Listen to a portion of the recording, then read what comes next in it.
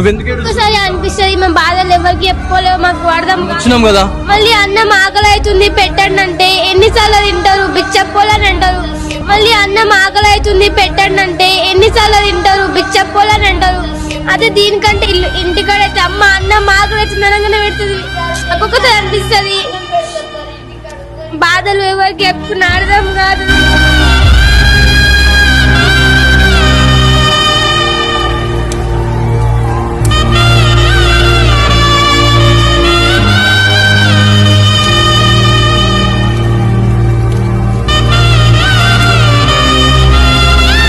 ఒక government residential schools కావచ్చు, ఒక హాస్టల్లో ఎంత దారుణం ఉంది పరిస్థితి. ఏడుస్తున్నారు సార్.